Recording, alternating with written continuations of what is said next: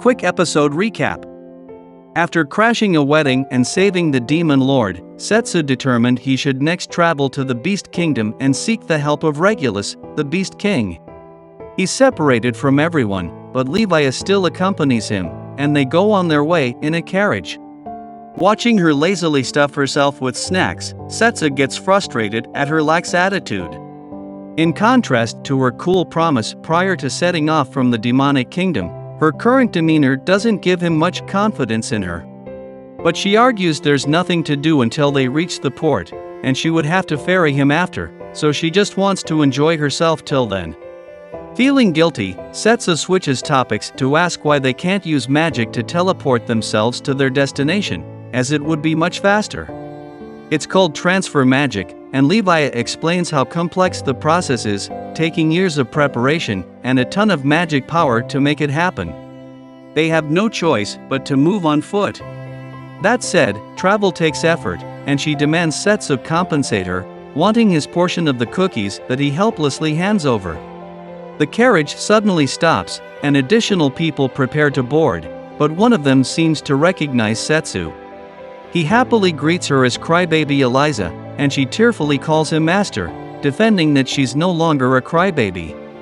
He formally introduces her to Levia, stating that they traveled together for a while when he was last summoned. She announces herself as his top student, as he taught her essential combat techniques every night, beating it into her hard. Eliza then introduces her companion, Amel, who calls herself her younger sister. She's not really her sister, but it somehow ended up that way. Eliza demands to know where Setsu had been, having left her behind for 5 years, and he is forced to give an explanation. He brings her up to speed on what happened, and she now knows his current quest to thwart Toma's plans to reignite the flames of war. With that said, he invites her to join him and travel to the Beastman continent. However, she is currently caught up in a serious situation.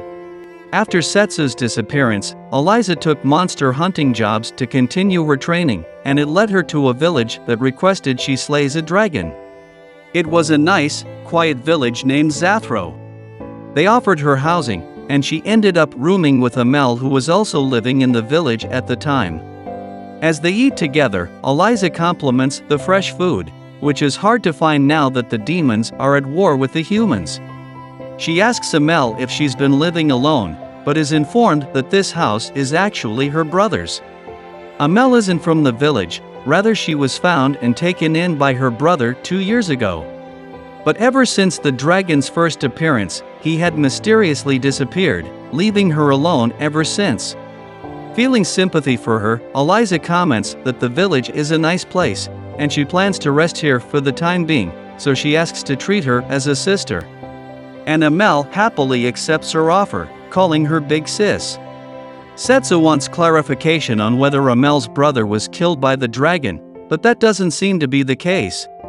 Every time the dragon attacked the village, villagers would go missing.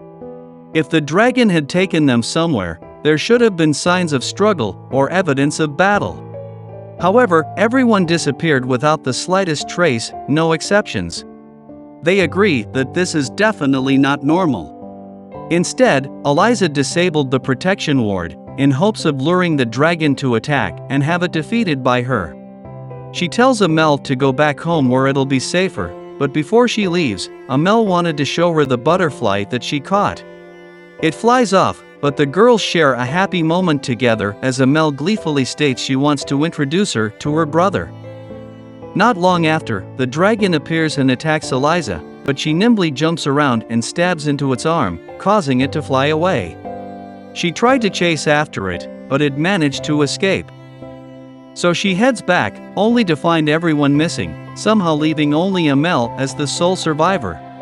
With no one left, she decided to take Amel to the city to have someone take care of her, which was how Eliza ended up crossing paths with Setsu. It's a dire situation that leaves them all baffled, so Eliza asks if Setsu has any idea of what's going on. He doesn't know anything either, but he and Levia are willing to help, getting the girls' appreciation. Levia suggests that the whole village became zombies through necromancy, but Setsu refutes the possibility as the villagers vanished without a trace. But Levia insists the zombies merely turned invisible, and that the dragon is also an undead. Setsu brushes off her theory, so she then suggests a siren, having heard tales of people going missing from and among sailors. But the village is in the mountains, making it impossible. Amel chimes in that sea monsters have a distinct smell that makes them easy to identify, even pointing out Levia's scent. Setsu would rather believe that space aliens are what's abducting the villagers, but Levia finds him foolish. Feeling sad, he then suggests maybe the monster could take human form and avoided pursuit by hiding amongst villagers. He asks if Levia could do something similar, but she denies she would do such things. This surprises Eliza, and she asks if Levia is a dragon, but she clarifies she is the sea god. Their discussion is interrupted by the coachman, who informs them he can't cross until the water settles down. Eliza plans to head back to the village to look for clues after reaching the city. And Setsu wonders why a dragon would repeatedly attack the village. Levia suggests either it's looking for prey, or it was drawn there by magic, stating powerful magic could attract monsters to a location. With that in mind, it still doesn't explain how the people just vanished, and Setsu concludes that transfer magic was used, which attracted the dragon over.